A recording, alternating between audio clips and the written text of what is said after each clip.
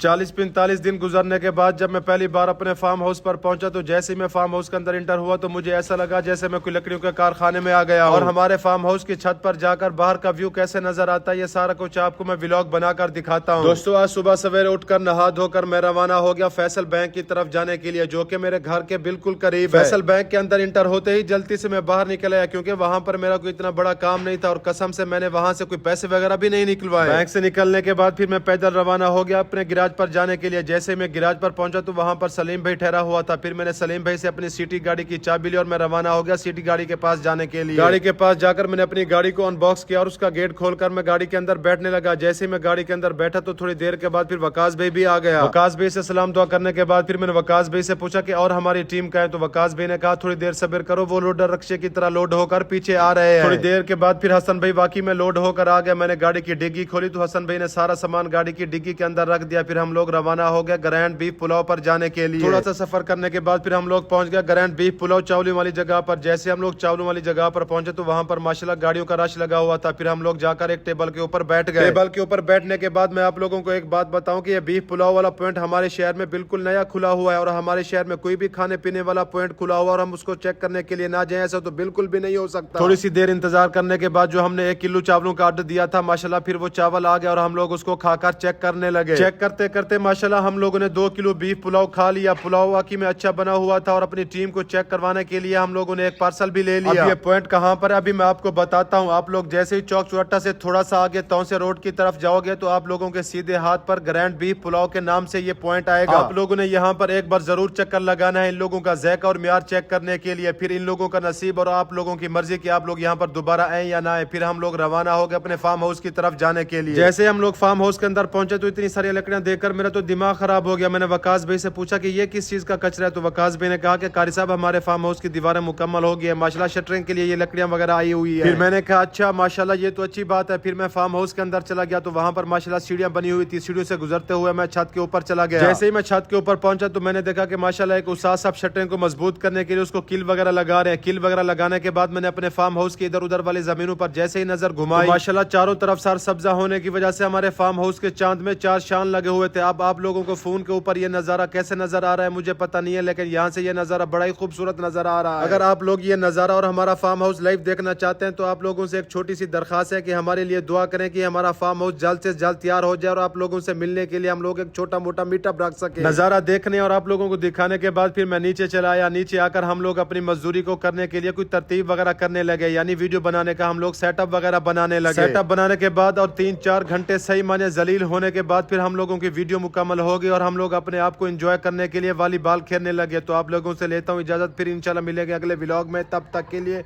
अल्लाह हाफिज।